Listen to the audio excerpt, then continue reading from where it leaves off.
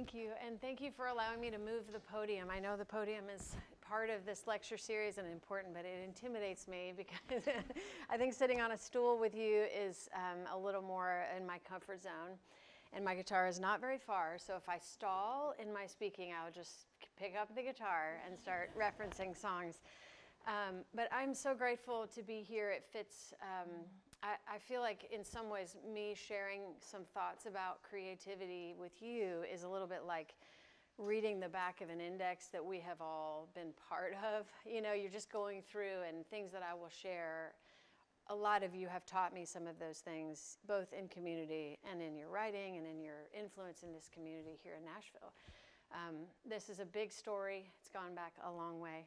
Just last week I was there for the book launch with Charlie and Andy Ashworth for their new book, and it was just looking around the room, and again tonight just seeing faces that are familiar and then new faces as well, just this mix of people who really care about this topic of creativity. And in some ways I think it is a very well-worn conversation. We talk about it a lot.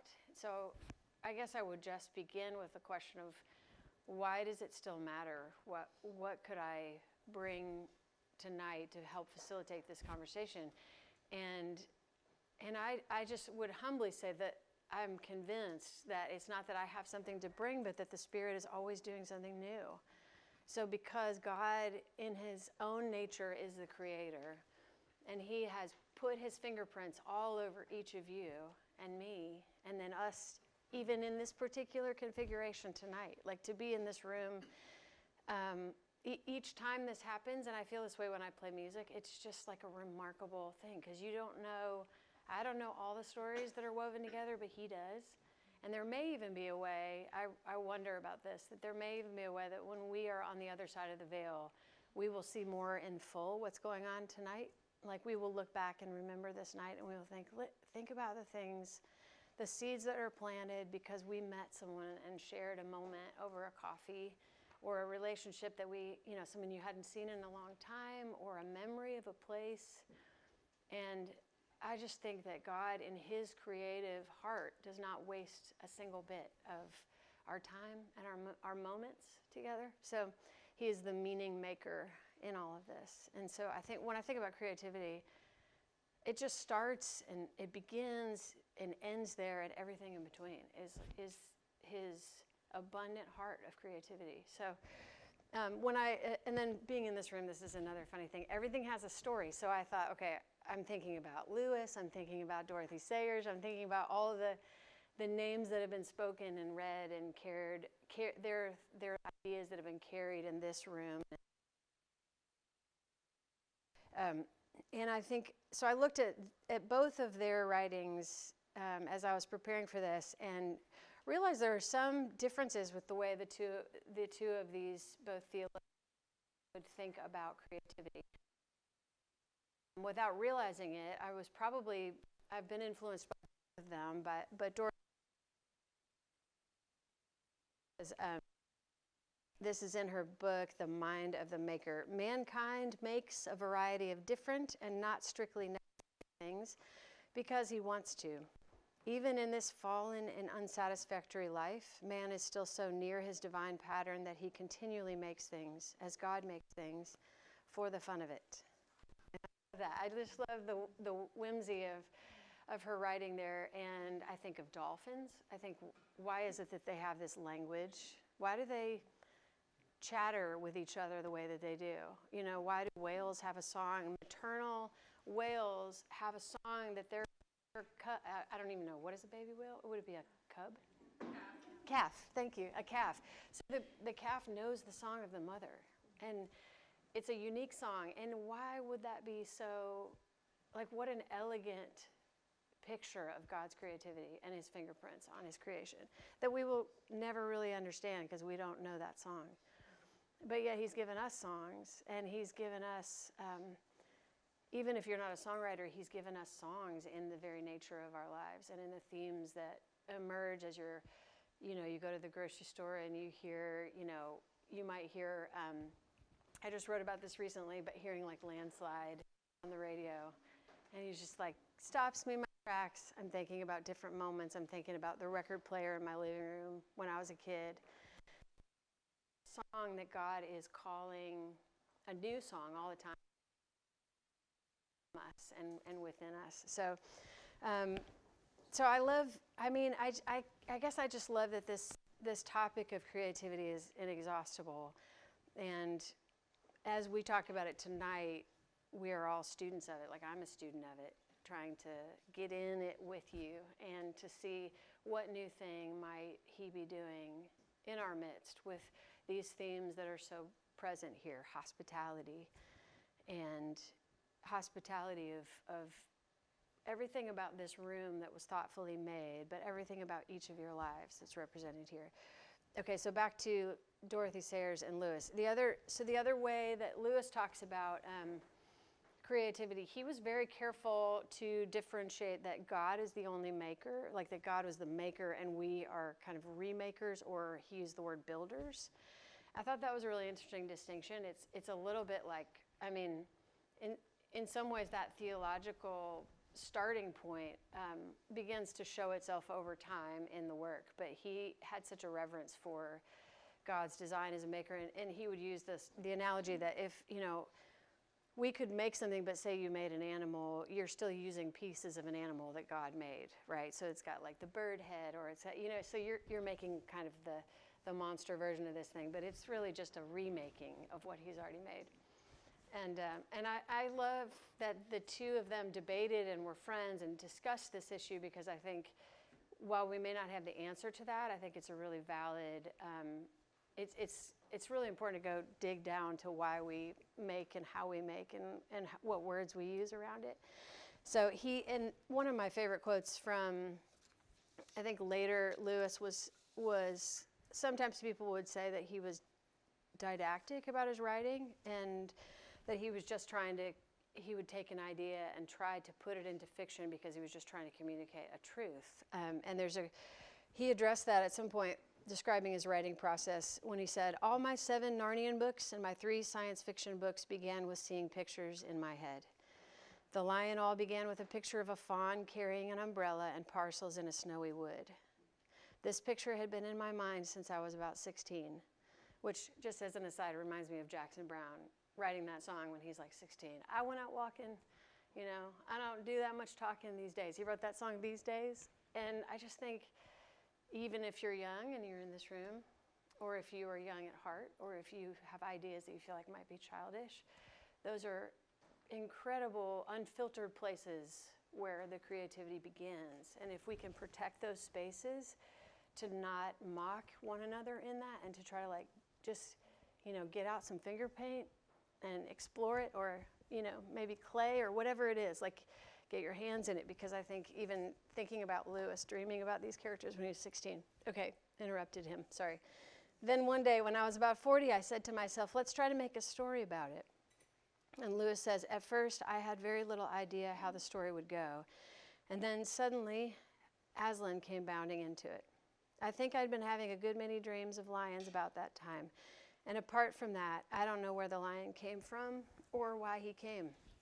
But once he was there, he pulled the whole story together. And soon he pulled the 6 other Narnian stories in after him. That's he wrote an excerpt in It All Began. And then when I was reading that, I thought about Psalm 46. And I've thought about just different things that I've written over the years as a songwriter. I've written songs that I didn't really understand what I was writing, and they would be kind of ahead of what I would need to hear or sing, and then I would catch up to it. Sometimes that was a little bit heartbreaking. It's not always it's kind of arresting to have something that you might say, you take out the finger paint and you paint something, and then something in your life happens, and then that image comes to life to you. But what I would say in it, even when it's hard to bear the art that is being made, is meaningful because God is doing something that we don't yet see in full. But I think he speaks to us in these, my theology would say very strongly, he speaks to us in his word and through Christ himself, and we'll talk more about that in the next few minutes. But I think in another way, the Spirit is alive in bringing creation and bringing story to our senses, to our ears and our eyes and our hands. In every way we can take something in, there may be ways that God is calling to you. So Psalm 46 is one that I don't fully understand all the imagery of it, but I find that it's really, there are two Psalms. Psalm 46 is one that reminds me of it, and also Psalm 126. Both of these seem kind of dreamlike. God is our refuge and strength, a very present help in trouble. Therefore we will not fear, though the earth gives way and the mountains be moved into the heart of the sea. Though its waters roar and foam and the mountains tremble at his swelling, there is a river whose streams make glad the city of God, the holy habitation of the Most High. God is in the midst of her, and she shall not be moved. He will help her when the morning dawns. Come, behold the works of the Lord, how he's brought desolations on the earth. He makes wars to cease. To the ends of the earth he breaks the bow and shatters the spear. Be still and know that I am God. I will be exalted among the nations. I will be exalted in the earth. And then again in Psalm 126, which this was in my mind when I was writing a song called We Will Feast in the House of Zion. When the Lord restored the fortunes of Zion, they were like those who dream. When then our mouth was filled with laughter and our tongue with shouts of joy. Then they said among the nations, the Lord has done great things for them. The Lord has done great things for us, and we are glad. And it goes on, but this image of like, sometimes you read things like in the Word and we don't fully know what it means. And then as you get out the finger paint or your guitar or you're teaching a Sunday school class or you're working with something with your hands, with crafts of some kind, there's so many ways that he brings these things to life, and then we begin to understand more about God's story. So between Lewis and Dorothy Sayers, the two of them have different ideas. One would say, I think they can agree on that we make because it is a delight to God that we would make, and that he makes because he's delighted to do so. And he's teaching us how to do that, and that he's always bringing order out of chaos. And so when the art becomes a little bit prophetic and I'm uncomfortable with that, I realize he's also doing that to bring order. He's doing, like in the morning I wake up, my emotions might be disordered. I might be thrown sideways by a deadline or by, the school bell ringing for one of my kids. And whatever those things are that are pressing in around us, he's bringing order and speaking into these very ordinary moments through his creative, abundant heart for us. And I think he calls us to just bear witness to it, just to kind of hold our hands out to it and to receive what he might be doing in the course of an ordinary day in our lives. So when I think about like creative identity, I would imagine, show of hands, how many of you are in some sort of creative field in here, like whether songwriting? Quite a few. This is a really remarkable, there's like such a concentration of this, I would call it like resources of creativity here in this place where we live, which again makes me excited about what God might be wanting to do with that. But I think as agents of God's creativity, he names that in us and then calls us to name that creative identity in others. So we might be even sent out from this, rich middle Tennessee valley of creative abundance that God has put here. But one of the things I remember from when I was really young, when I think about how I recognize myself as a creative, it was because my parents, Tom and Betty, have always... They do this not just for me. It's not because I'm special, but they look around with their unique personalities. They will look around at the people both in our family and around our family and say, you are so creative. And then they'll name something specific that you would do. Like, how did you put those words in that song that way? And my dad loves the loudest rock and roll version of it he can possibly find, and my mom, will cry at the parts, at all the right parts, And I think that they have different personalities, but they're able to see this in other people and name it. And what a gift that has been to me. You know, nobody's going to do that perfectly, but I think if we are conscious about that, those of you that know yourselves to be creatives or could identify, yeah, I'm a creative in one capacity or another, to name that in others. And if you don't recognize that yet, then don't give up on it, because I have a hunch that you have that still already within you and it hasn't fully blossomed yet, and that there may be other things that could bring it out.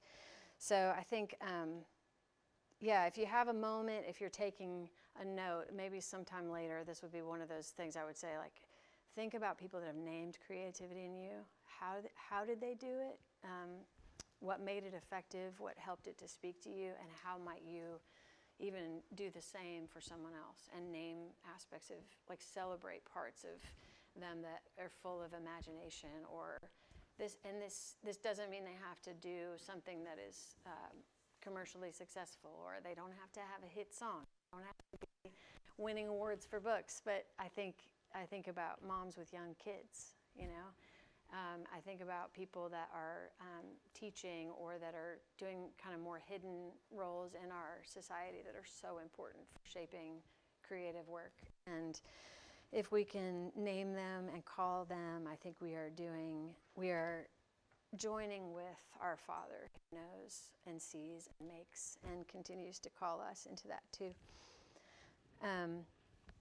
One of my favorite books in the last couple of years, Kurt Thompson has this book called The Soul of Desire, and we read it as a touring band a couple of years ago on our Christmas tour, but talking about community and how we are really changed by community together. And he has this quote that says, "Place yourself in the path of oncoming beauty." So if you're feeling stuck creatively, or if you've lost touch with it, or if you just want to cultivate more of it, I love this idea that we are changed by just beholding, like seeing beauty, which recently there was an article in the New York Times about creativity, and it was David Brooks writing about this, but he quotes Arthur Brooks and said, "Think of a time when you heard a piece of music and wanted to cry, or recall the flutter of your heart as you stared at a lifelike sculpture, or maybe your dizziness as you emerged from a narrow side street in an unfamiliar city and found yourself in a beautiful town square. Odds are you didn't feel as if the object of beauty was a narcotic deadening you. Instead, it probably precipitated a visceral awakening, much like the shock from a lungful of pure oxygen after breathing smoggy air." So I love just all the senses reflected in there, you know. Sometimes it's coming in by different ways that God meets us and awakens us to that. So a couple of, like, kind of quick, rapid fire, practical things that help me keep on if I feel a little bit stuck, or I would say, like, Winnie the Pooh image of being in the pit. I feel like I fall in the pit sometimes. And if I'm in the pit, then some things that really help me, one would be Julia Cameron talks about the morning pages, and just having your pen just write out the first thing in the morning. And not that the goal would be that you be a writer, but that it helps to kind of engage your inner thoughts and mind, and sometimes prayer. It could be, for me, it kind of morphs back and forth between, like, prayer and self-reflection, and here's what happened last week, or here's something that I need to get out of my own head. Which, by the way, also Andy Ashworth has a chapter in their new book, Why Everything That Doesn't Matter Matters So Much, about writing. And she has demonstrated that and taught me that over the years, that just writing helps us to reflect and engage our creativity. Second thing is a Malcolm Guite quote, which he shared with a small group of songwriters talking about songwriting. He said, "Take your ideas for a walk." I thought that was so good, especially because you can be so heady about ideas. And he just said, take it for a walk. If it's a good song, go out, find somewhere, try it out, and come back to it. And that's been good advice, and it's actually borne some good fruit in songwriting, or given birth to some good fruit. with the practical side of songwriting. And then the third one is listening prayer, another listening prayer or lectio divina, where you're not reading to study the scripture, but you're listening to it, and you're just like allowing space to listen rather than just to try to accomplish something. And then the fourth thing is consider your environment. I've been reading a little bit of James Clear's books about like the atomic habits, and he talks about incremental change being a lot more. He makes a pitch that incremental change of your daily habits will have more of an effect long term on your life than setting goals, like having a big goal. I don't really like goals anyway, so I really like his writing. I'm just like in the moment, you know? And so I appreciate goals, and I think they're still really important, but I like when he talks about it, because he's basically saying the difference between, if you're only focused on goals, then once you hit the goal, you move on, or you kind of have to reset, or you have to have another goal. But he talks about it as the person that you want to become. So if you change these incremental habits, you're actually thinking about, okay, I want to do 10 push-ups first thing in the morning because I want to be a strong person, or I want to be centered in like to remember I have a body, you know? And so thinking about that feels so in line with what I understand the gospel to be, like that the end result is not just this outcome, but it's actually like the very substance of who you are, and that God is changing us by way of the things that we make, and the things that we do, and the way that we play, and the freedom that we have. Sometimes just like the stuff on your shoulders, right? Like the weight on your shoulders at the end of a day, or carpooling, or driving in Nashville traffic, or wherever you are, you know, it's, we are not, God's design for us as humans is really something else. It's something other than that. And I think he's interested in our environment. So by changing the environment, the example that came to my mind when I was reading Atomic Habits was that we had a piano we had a borrowed piano and upright in the middle of the living room. And so it was literally between the kitchen, and my room was down at the end of the hall, and we had a small little ranch house in St. Louis, and I probably touched that piano every time I walked through, just because it was right in the middle of the house. And I'm a piano player and a songwriter largely because it was in the way. It was like right in my way, you know? And I loved that piano, but I also think, and a recent example is having a little kettlebell, like having it upstairs in the TV room, which drives my husband nuts. He's like, okay, we've got a place for all the gym equipment. I'm like, but if it's here, where the kids play, I'm gonna pick it up, rather than having to go get gym clothes on and, do the whole thing and go down to the Y.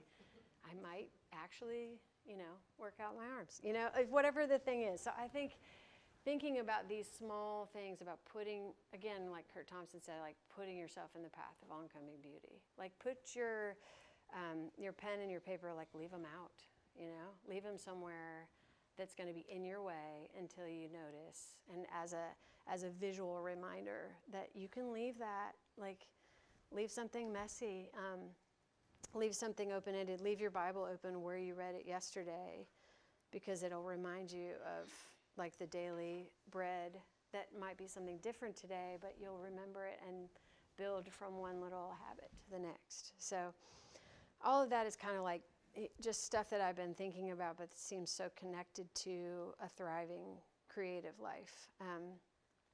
But I think in this room it would be important to, some of the center point, or the biggest priority of this would be that creativity happens in community.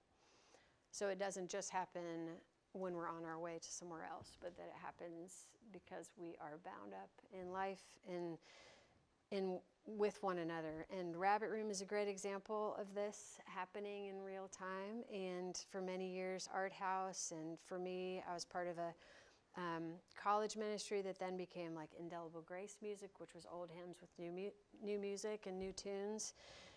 But it wasn't just the songs. It was deep friendships that formed. And in a sense, it's like we put one another, like other people were in my way from here to there, right? And we bump into one another in life. Like, so that piano in our living room, it's like living in proximity in close life with one another is, it pushes back against, I think, some of the fragmentation of the culture and like the social media disconnect that we have of kind of feeling like we're connected, but not really. And it's honestly, it's something that I want more of, and it's hard. It's like really hard to do that, and it's messy. And anytime you're bound up in community with other people, you're going to have. But I think you're going to have, complexities, right? But looking for that in your job and in your neighborhood and in your, like, in whatever field or vocation that you're in, that there may be ways to cultivate a more creative community among, in unexpected places, whether that's, politics or medicine or education.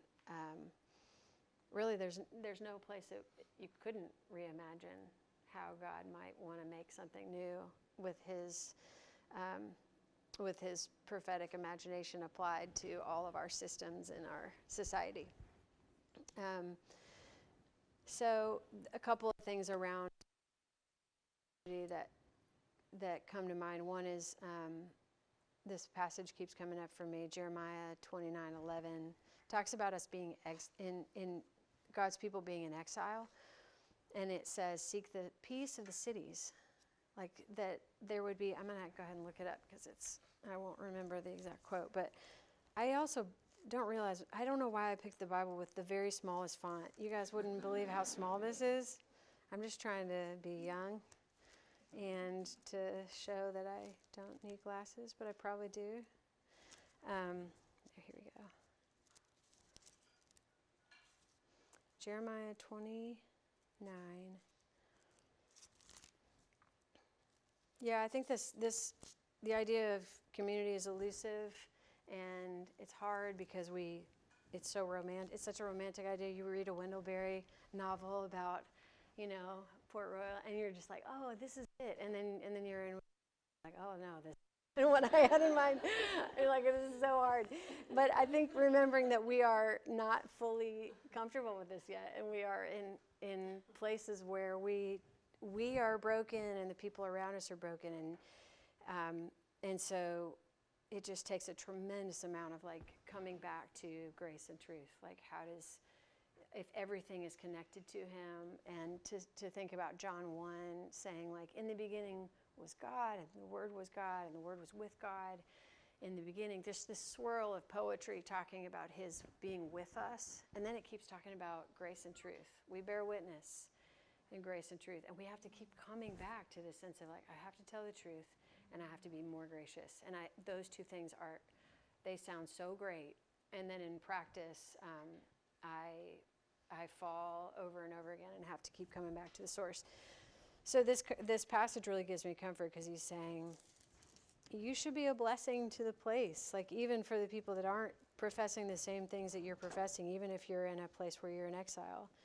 And I wrote down the wrong verse. I wrote down the one about, I know the plans I have for you. That's a great verse. That's not the one I was looking for. Do you guys know which one? I might be able to find it, but it basically, seek the peace of the cities where I have put you, where I have placed you. And it's somewhere in Jeremiah. I think it might be 29:7. Thank you, Steve. Steve Guthrie for the win.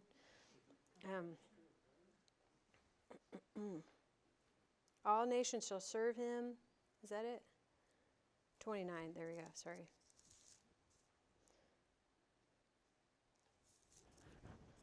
My tiny font. Yeah, here we go. For thus says the Lord of hosts, the God of Israel, seek the welfare of the city where I have sent you into exile, and pray to the Lord on its behalf, for in its welfare you will find your welfare. It's like arresting to me to think about that and the ways that speaks to us in an election year, and the ways that I would be, or I just want to kind of bury my head in the sand because I don't know what to do. I don't know how to say things. I don't know how to say the right thing. I don't know what it is. And I don't think the solution is just like we need balance or we need to be, I think it's we need wisdom.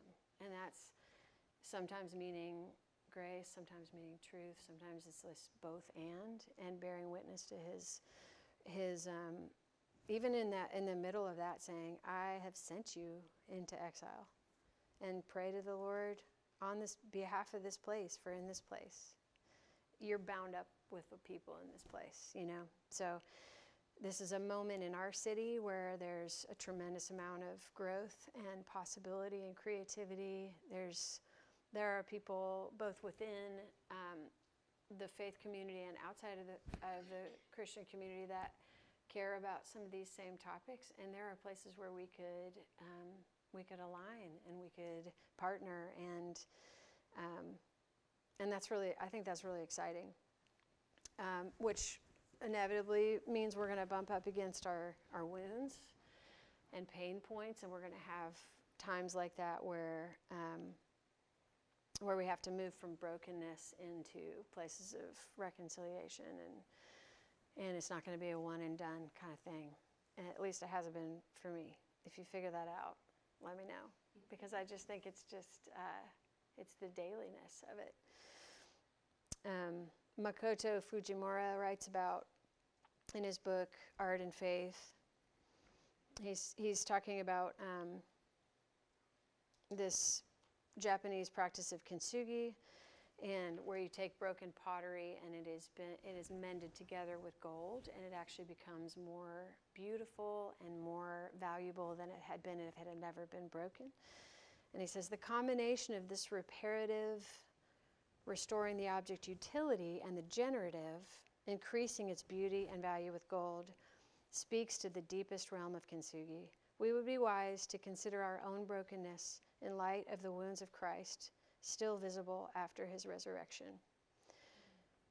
When making or creating honors brokenness, the broken shapes can come into focus as necessary components of the new world to come. And I think it's prophetic language and a prophetic understanding that in order to move toward a creative life together, we will have to come as we are, and we'll have to trust that our brokenness is part of what we bring forward, and that we just again open our hands to say, God, what would you make of this? What would you make of us? And how do we try it again with the next day? And it means weeping. It means lamenting. It means, that's been a big part of my songwriting, I think, over the years. It's like, it was probably early on the songs I was drawn to, and then also just became the songs that I would write were songs that would kind of get into these spaces where the pieces are broken. And I don't know that we always have the words, but sometimes music can do that, and can move into some of those spaces, maybe a little bit like the kintsugi process of like putting other minerals and gold and just like getting in there into some of these spaces where we see the fragments of our lives and our broken lives together. How are we doing on time? I have no idea how long we're good. Okay. Yeah, I kind of feel like I'd love to just, if it's okay, play something that speaks to that. There's I put together a little playlist that I can send you guys later of some songs that have been that I've written over the years that I've followed some of these themes. I can send it to you after the fact, but it's a couple years ago I read this book by Alexander Schmemann that some of you guys know. Stephen Purcell at Lady Lodge, he always has great books. He handed me this one, and I was really moved by the poetry of this book of Christ as the center, as the life of the whole world. And verse 2 really references Wendell Berry's idea of membership. He talks about like we belong to each other, we are, but then these ideas next to each other, not only do we belong to each other, but Christ who remembers us, that he literally remembers, like takes broken membership and remembers us both as he reflects on that. And thinking about Holy Week coming up, just a lot, just a few words in the verse, but those ideas have really been sitting with me, thinking of him as the life of the world.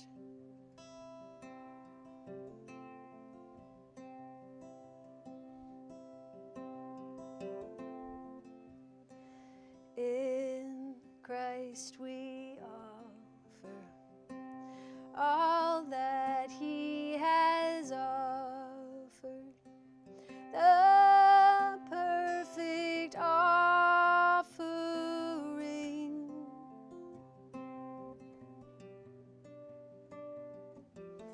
Christ is the life of the world.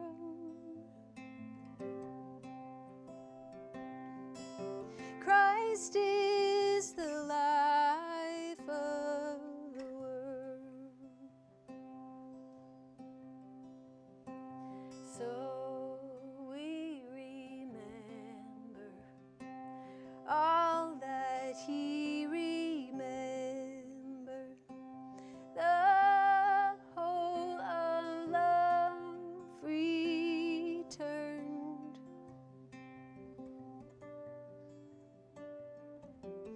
Christ is the life of the world. Christ is the life of the world. Let us lift our hearts. Let us lift our hearts. It is good to lift our hearts to the Lord.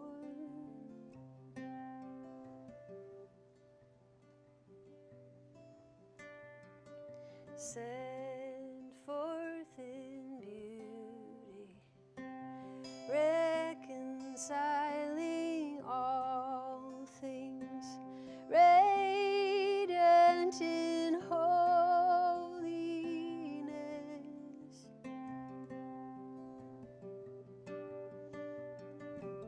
Christ is the life of the world. Christ is the life of the world. Yeah, thanks for letting me jump in with the song.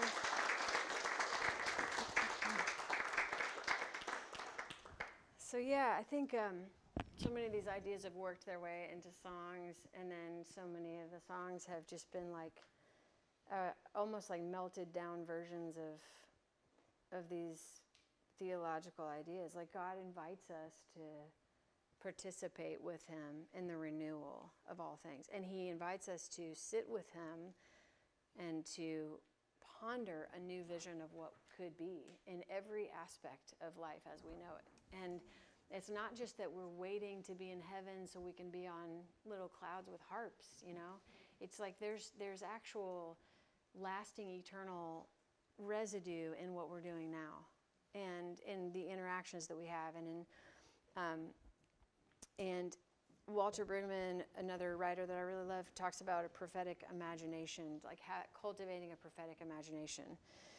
And I think in that sense, he talks about kind of breaking down, there's like a way, whatever it is, whether it's like you go to the post office or you are trying to open a lock and you can't find the combination. You lost all your passwords. Like there's a way that this could be done better, right? You have all these things in the course of your day.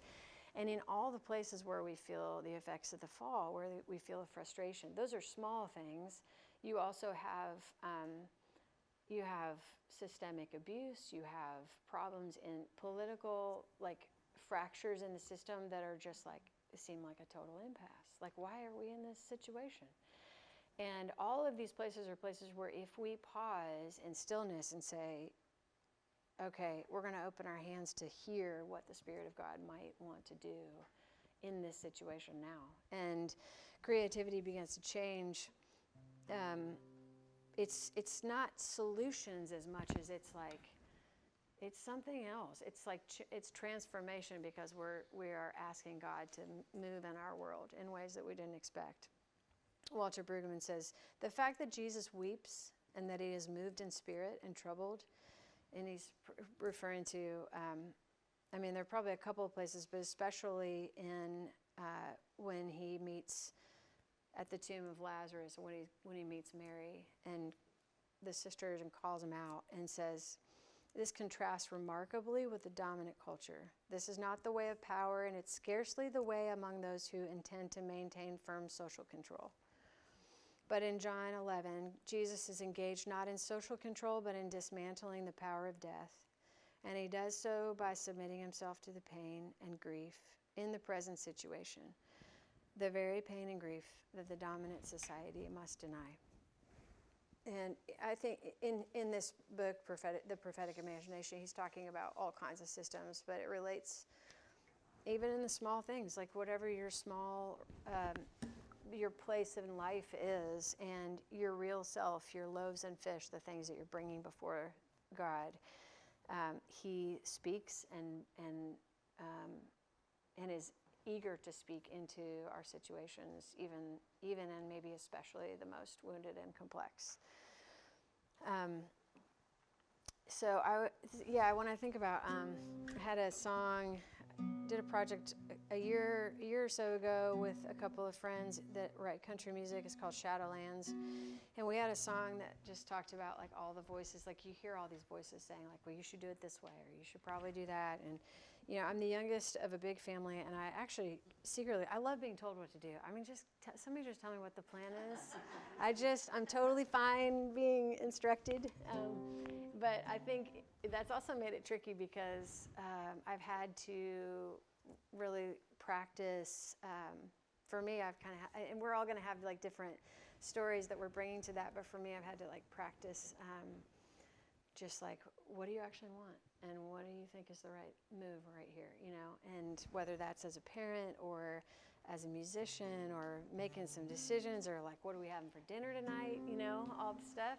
And I think when we begin to hear God's voice breaking in and differentiating his voice from the other voices, including our own, we wrote this song called Hear You, so I'll play a little bit of it.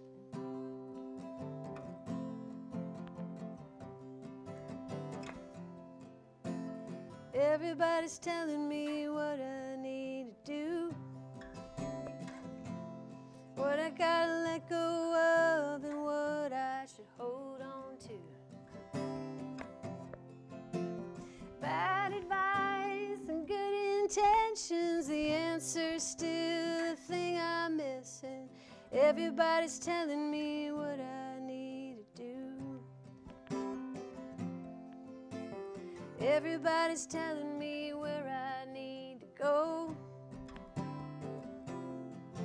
when to pack my bags and when to just go home. I try to put on love, try to find my way. You keep telling me it's gonna be okay. Everybody's telling me where I need to go, and I need to hear your voice. Something like magic cuts through the static and all the noise. It could be a still small whispered song, or a crash of thunder that carries on. Everyone's talking and no one's telling me the truth. Settle me down, quiet or loud, I want to hear you. Play just a bit of it. Thank you.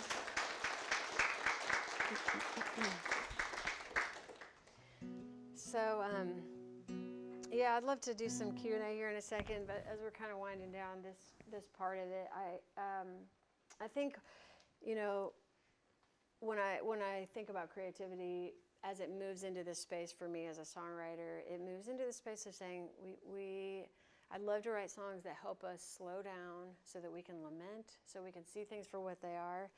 There may be an application of that for you in your work that might be completely different. But my hope tonight is that the Spirit is working. I know He is. I know He's stirring things for you even here and now, saying, how could creativity play out? How could it be prayerful before you start, before you answer the question, knowing what questions to ask, and waiting to hear Him speak and to do something new, that you maybe to do something in a different way than you had thought of before, as it applies to your work or your vocation or your family, or maybe that like really difficult family relationship you can't figure out and you keep coming up against it. He presses into those broken places. He is not afraid of it, you know. And some of you guys know the Jesus Storybook Bible, Sally Lloyd-Jones. The subtitle is Every Story Whispers His Name. And she does such a beautiful job. We have a friend who says, like, the subtitle should be like, "Why is Daddy crying?" Because he's always like, they're so heart-wrenching. They're so beautiful. Every story just like really does kind of get you through some tears. And it's, but I think it applies to this topic because with every creative endeavor also whispers His name, like when it's done well. And going back over the things we've talked about, like Christ is the beauty. He is the source and the object of our beauty. Psalm 27 says, we gaze upon Him. Can I please just see His face? Like that's basically what it's saying. Like I just want to sit there and see His face. And when I read that psalm, I just think, do I have that? Like, is my heart stirred that way? And would I waste an hour doing nothing but just sitting there and saying, Lord, I want to see your face. I don't want to learn something. I just want to be in your presence, right? So He is the beauty. Christ is the community. He's got the whole thing, like Father, Son, and Holy Spirit. He is in community perfectly. And He invites us to be part of it. It says, come, John 10, you know, abide in me. Be part of this. He speaks to us. We just talked about like hearing His voice in Psalm 46, be still and know that I am God. He speaks to us in stillness. He is the new thing. He's making all things new. He is new. He is renewed. He is renewing us by His renewing presence. Born again to a living hope from 1 Peter.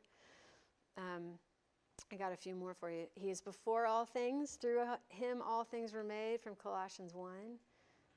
So if you're having trouble with something that feels stuck or something that you started a long time ago and feels like it couldn't be new again, it can be because He begins and He continues and He will finish what He's begun. So look to Him to do that instead of feeling like you have to figure it out. He's the storyteller. He's the life of the world. And one last one on my list, and there's so many more, but Isaiah 53, by His wounds we are healed. He brings beauty and healing to our deepest wounds.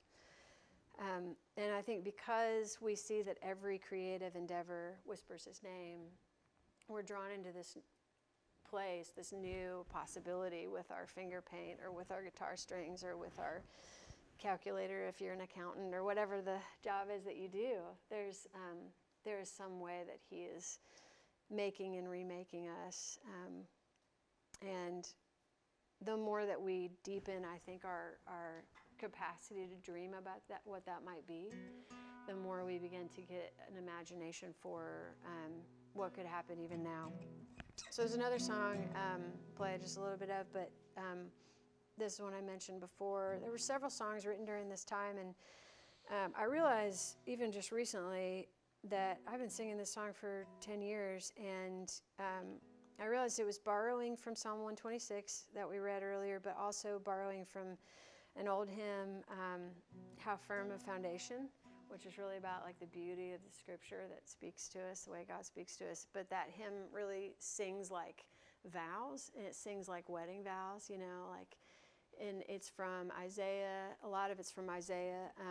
In every condition, you know, in poverty, on the land, on the sea, like anywhere we go, whatever it's going to be, as your days demand, so your strength will ever be. And I've sung that song since I was a little kid, and in church, and from the, you know, the Trinity hymnal. We had the blue one in my church growing up, and I think we have the red one now that we use in our house. But it's like this hymn was following me around, and then I realized that both the lyrics of that hymn and also Psalm 126, this idea of dreaming, made their way into the song on accident, and I didn't fully understand it. And then I've been the recipient of getting to sing "We Will Feast in the House of Zion" for 10 years, and it takes on different meaning over time. I mean, to me, you know, and I think that God gives us gifts through what we make, and it's not because I could have wielded that. You know, it is hard work. I love that Lewis talks about writing is hard and it takes practice, you know. And he talks about, there's a great quote. He says, the story he's writing is like its own thing. And he'll say, it goes on growing or decaying while your back is turned. And if it decays, the resumption of the work is like trying to coax back to life an almost extinguished fire, or to recapture the confidence of a shy animal which you had only partially tamed at your last visit. Which I thought was so good. Like if you put a song down and come back to it, and you're like, I don't know what that was, that I just, you know, you can't quite get back to it. But this one really was a song that I felt like God has really spoken to me through over many years. So sing it if y'all feel like singing. You can. We will feast in the house of Zion.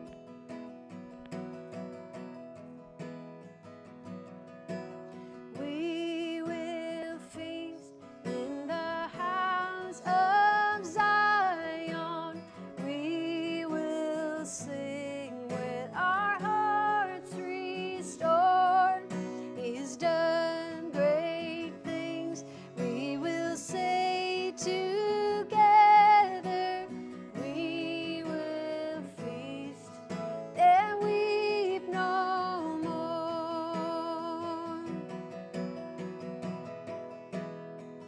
We will not be burned by the fire. He is the Lord our God. We are not consumed by the flood. Upheld, protected, gathered up, we will feast in the house of Zion. We will sing with our hearts restored. He has done great things. We will say together, we will feast and weep no more. In the dark of night, before the dawn,